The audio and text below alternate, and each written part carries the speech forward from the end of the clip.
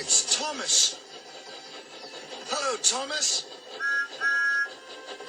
Hello, everybody. Welcome to the island of Sodor. The Great Discovery. Sodor Day was coming to the island of Sodor. Thomas and James were very excited. There would be picnics all over the island.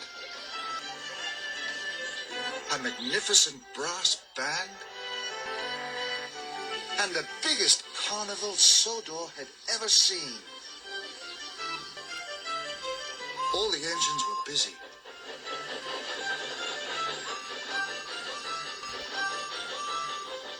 And everyone was excited. Sodor Day was the island's grandest celebration. I'm going to win, tooted Thomas. No, I will, whistled James. And on they raced, faster than the wind, and more daring than darting arrows. Thomas and James steamed into the wharf. First, James in front. Then, Thomas took the lead. The wharf was buzzing. The wharf was buzzing. Barges chugged. Cranes swung. And freight cars rattled and rolled. Thomas and James raced by. Little narrow gauge engines whistled and whished in surprise at the speed and the steam of the big engines. The narrow gauge controller was waiting. Thomas whooshed around the corner, puffing and huffing, just in front of James. I won, tooted Thomas. Hooray! Bad luck, James. James's cheeks were as red as his paintwork. I'll win on the way back to Tidmouth. Well done, both of you, Mr. Percival announced loudly. James, you are to unload barges here at the wharf. James smiled. He liked that job. Now he didn't mind losing the race. And the special goes to the winner, Thomas. Thomas was excited. You are to work with Duncan. You will bring lumber from the hills down to the wharf. It's a very important job. Thomas wished a whiff of steam. He was disappointed. He wanted to work at the wharf. And Duncan was tricky. He liked to tease the big engines, especially Thomas.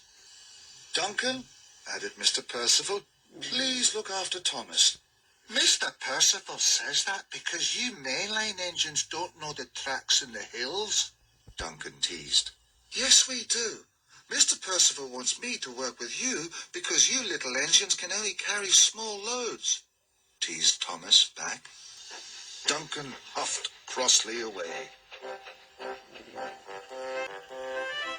Later, at the transfer yards, Thomas was waiting for Duncan. Duncan puffed in. Is that all the lumber you can pull, teased Thomas. James is waiting for me at the wharf. I can't wait for you all day. That made Duncan cross. Thomas pumped his pistons. His trucks were now piled with logs and he was ready to leave. Then Duncan had a cheeky idea. I can show you a quick way back to the wharf, but you have to go over Rolling River Bridge. It's very high. Thomas wasn't sure. You big engines aren't scared of high bridges, are you? Puffed Duncan. No, we're not, huffed Thomas crossly. I like high bridges. Please, show me the way to Rolling River Bridge. So, the two engines steamed off. Thomas and Duncan chuffed up to the junction. Take this old track to the bridge, puffed Duncan. It's downhill from the other side, straight to the wharf. Thomas's signal turned green. Thank you, Duncan, Thomas tooted. And he puffed off. But Duncan didn't know the high bridge wasn't safe. It hadn't been used for a very long time.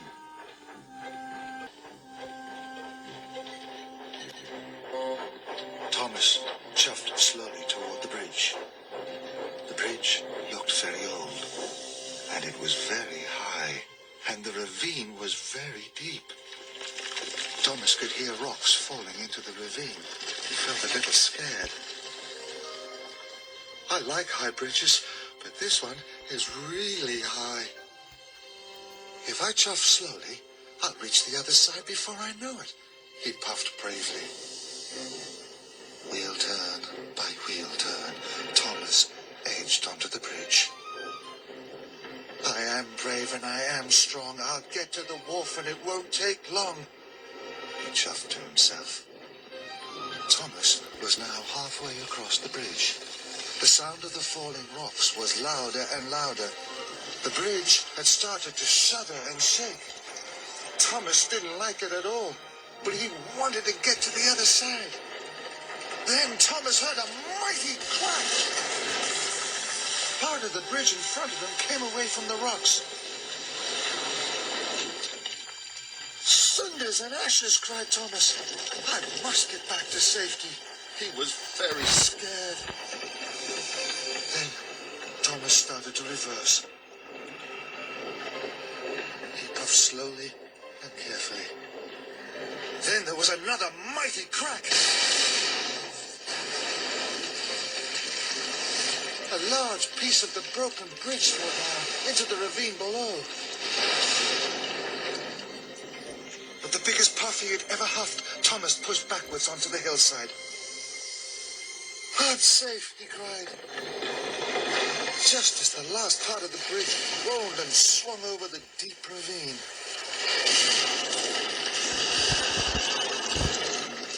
Thomas peered down to the broken bridge below. Oh, flatten my funnel, he gasped.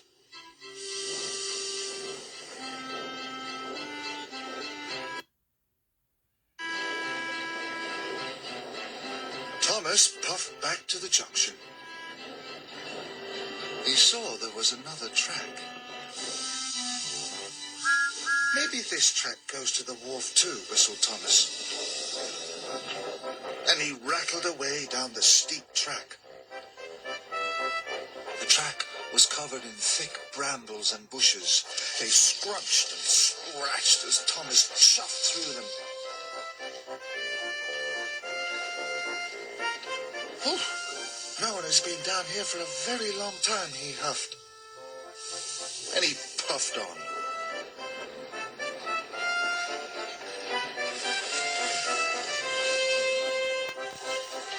Then Thomas gasped.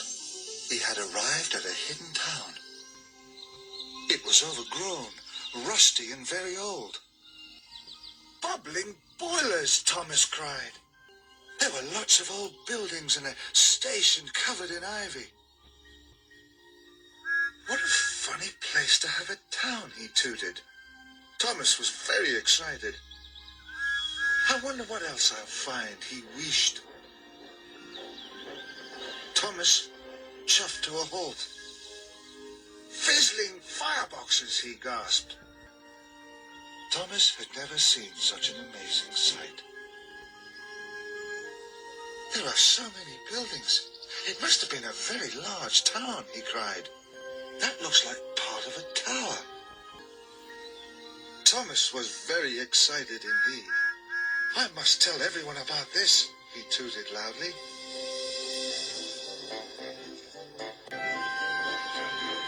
Thomas bumped and bashed his way along the old track. He had to spread the news. He whistled as hard as he could. Someone must hear me, he thought. So he whistled again. Suddenly, a horn hooted. That's Madge, Thomas tooted. Madge was surprised to see Thomas. Madge, I've discovered an old town. It's hidden in the forest, wished Thomas excitedly. Fenders and flatbeds, exclaimed Madge. Everyone must know about this. Madge found Mighty Mac at a crossing. Discovered a hidden town, she hooted loudly. Tell everyone. Mighty Mac told Sir Handel, who told Skarloey, who told Skarloey, who told Rheneas, who told the narrow gauge controller, who told the narrow gauge controller, who told Harold, who immediately flew off to find Sir Topham Hatt. Sir Topham Hatt had been having tea when Harold arrived. Thomas has discovered a hidden town. Sir Topham Hatt was very excited. Take me to Thomas at once, he boomed. Soon, Thomas and Sir Topham Hatt arrived at the hidden town. Here it is, sir, Thomas wished. Sir Topham Hatt beamed from ear to ear. Thomas, you have made a wonderful discovery. This is the town of Great Waterton. Thomas gasped. He and the other engines had heard stories about Great Waterton. When steam engines first came to Sodor, Sir Topham Hatt said, this was the main town.